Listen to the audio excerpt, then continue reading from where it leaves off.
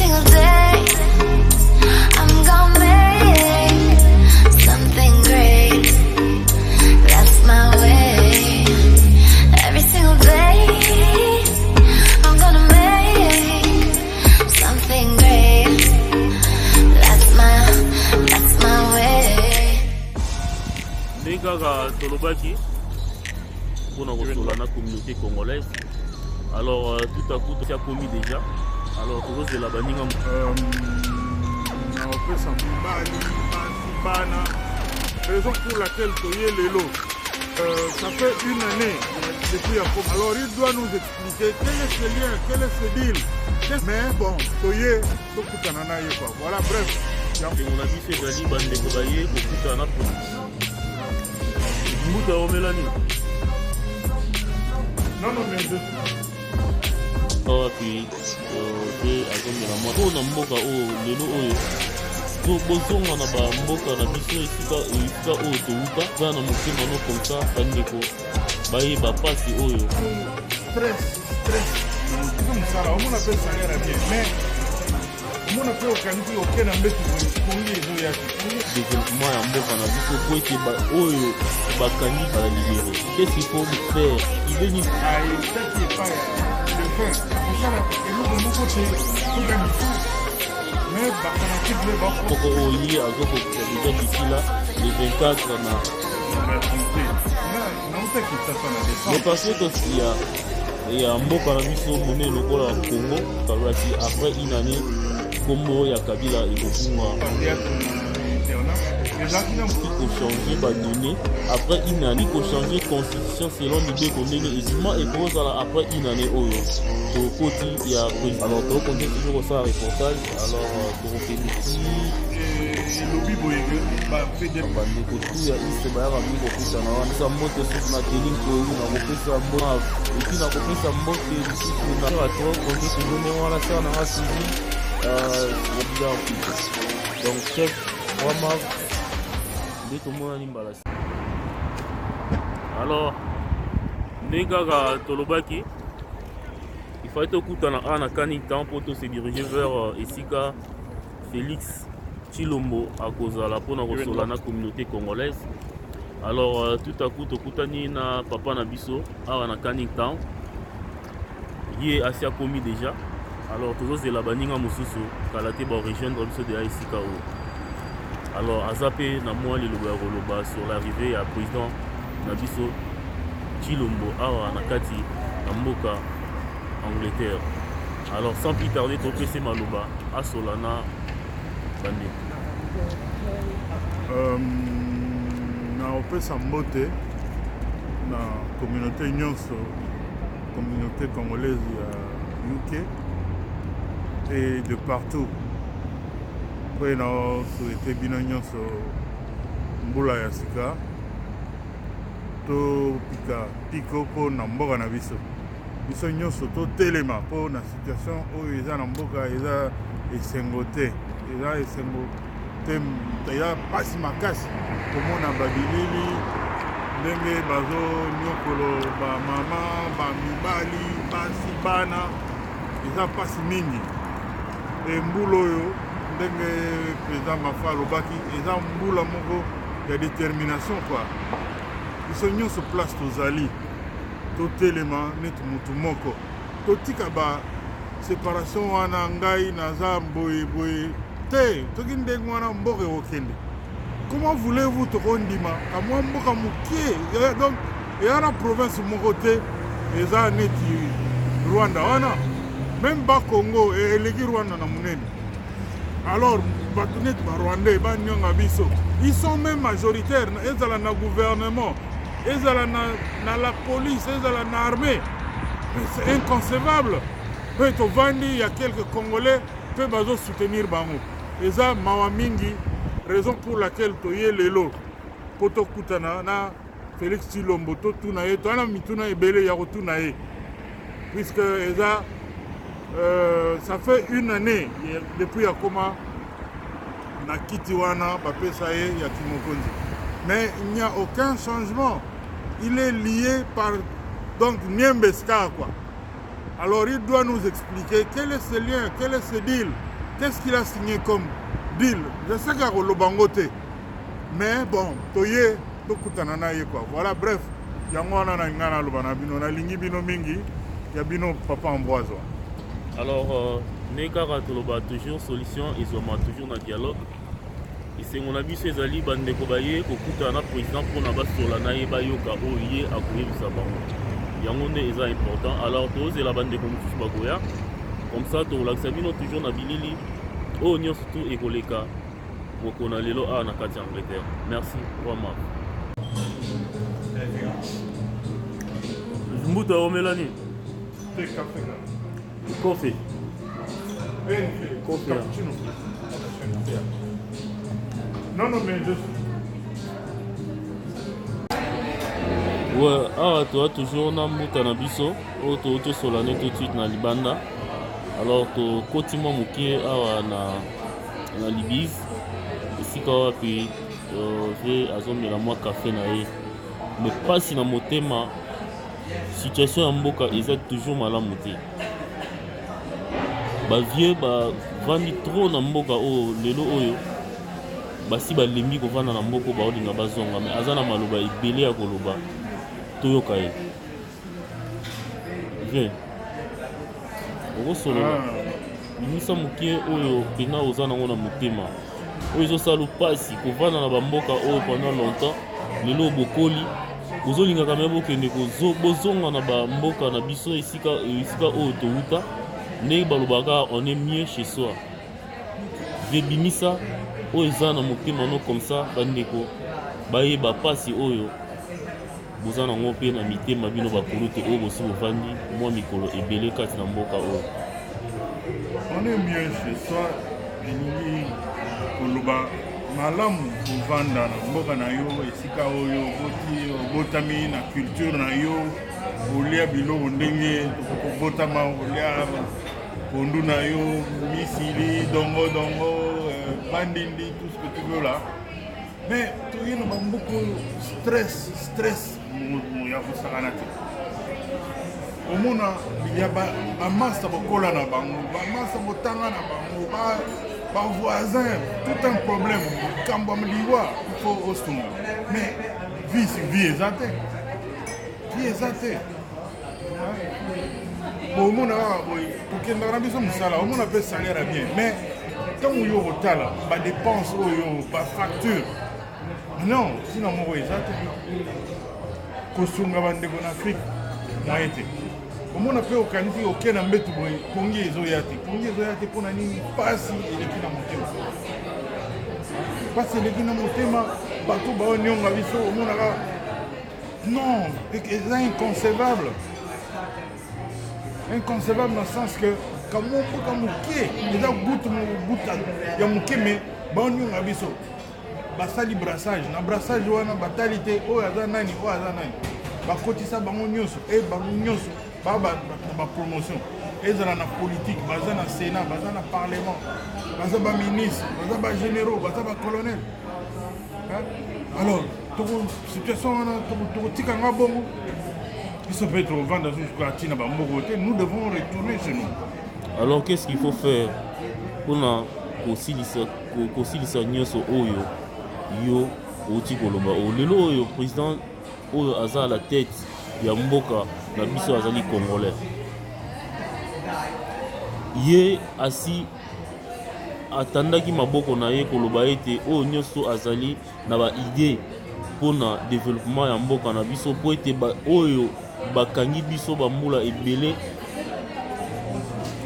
oyo babengi ba Rwandais na prison na bango po ete tokoka kozala libéré. Qu'est-ce qu'il faut faire? Idée nini oyo ozali nango oyo kolancer na assure ke na ngonga oyo biso tosola oyo même ye mo président de la République akoyoka message na yo ekokomela ye mbala moko. Alors lilobani oza nango koyi koloba sur tout ça. Merci pour na motuna wana nga nakozomisa ye moko Félix azala sincère atala neta aza ntango ndenge tokenda muti osukola omitala na talatala quoi amitala na talatala. Est-ce que aza réellement ce qu'on doit dire que aza président mboka wana Félix avanda poto bambula ebele awa. Mais tomoni élection esalemaki na mboka na biso eke barésultat ebimaki ete ye moto aganyaki élection wana. Mais pourquoi bino bozoko insiste toujours ete ye azali président te na kati na mboka wana? Nga mutu nalobi yango te, mais bafait ezolakisa ke azanaki mokonzi te. Bamukuna wana mukuna azalaki Félix pro Félix, mais sikoyo soki ye abimi sikoyo alobi kaka non même 1+4 ezalaki boye te. Cela veut dire que amoni aza kondima aveuglement comme na kimuluba na ye aolakisaka ke Félix président. Félix ana pouvoir te, ba pouvoir régalien oyo président mokonzi ya mboka aza nango. Soki azaka nango na volonté oyo ye aza nango oyo ahéritaki epai ya défunt papa na ye, je pense que changement elingi osalema. Ntango tosomba batike ya okende net na France, tike ya avion nalo taxe eza deja na kati, mais bacompagnie aérienne oyo eyaka na Congo tofutaka mpe taxe na tike wana, mais bafutisaka bato lisusu mbongo moko boye place mbongo wana ekendaka eyebani te. Mais il y a avec les changements. Mais biloko nyonso wana il faut bête le likolo, mais ça que non, ça doit cesser. Mais rien ne change. Hein? Alobaki aye o non. Mais pourquoi ils ont hésité toujours pour bête loboko na ça mais ça pour na non sur tout ça. Mais yango na lobi que il faut mitala na miroir. Nyonso eza makamba vérité. Ce qui a zana bosolo te, c'est ça le grand problème. Donc il a ça là et l'autre mon côté ce qui a mitali na miroir te atala na miroir azonga mutu. Jusque là il ne fait rien. Mais ba fanatique les ba ko ça aloba oh il y a fatigue béton. Mais non, là non mon aki béton monter. Alors bopo na yemo président de pays azolo bani na mula moko oyi azoko ça déjà d'ici là les 24 na poste o azana ngo o azoko assimé lelo ya ki président de la République ozo kamba mboka yemoko de yemoko surtout ça azolo bani. Non, question wana je pense qu'il est mieux placé pour répondre à moi. Gratuité. Mais parce que tout ça, tout le monde depuis Aji Bokondinaye, président Nabiso Otozo respecté les lois Azali à la tête, il y a Mboka Nabiso monnaie local Congo, au Baobenga na Kombo ya Fati Béton. Naba intervention surtout azo les cahiers, azo beta le bok on a cité que le ba été yemne moto Azali Mokonzi. Mais pourquoi bino bozo ko contester en oti lelo? Et pourtant, tout le monde a voyagé de par-ci par-là, bazo yambel ou Mokonzi na mboka. Non, moni akoki kozala ba yamba net Mokonzi ya mboka, mais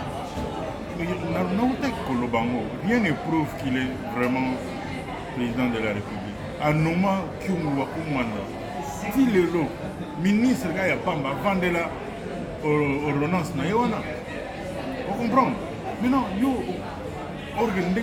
fallait révoquer le ministre puisqu'il a le pouvoir en tant que président de la République. Mais il a nommé à une armée, un mandataire public. En tout cas, on n'a rien. À ça, il y a gratuité et enseignement. On a une petite soeur maîtresse. La classe, il y a 93. Et ensuite, il y a 26. Mais yo maîtresse moko bana 93 suivi akosala ondenge. Alors toti koyoka papa na biso nyonso oti koloba sur makambo zoleka na mboka na biso. Alors toni to tuna susu question moko oyo ekoki kotia peut-être ba congolais na espoir po ete totalaka ndeko moko boye na États-Unis o aza expert ya politique alobaki après une année kombo ya Kabila ekobunga na mboka wana. Alors Félix Tshisekedi Tshilombo azokokisa presque une année na ye le 24 depuis à sa serment. Donc voilà. Alors pour na yo liloba nini okoki koloba na baignos bazotala biso sur expert politique oyo asolola makambo oyo ete kombo ya Kabila ekobunga dans une année à.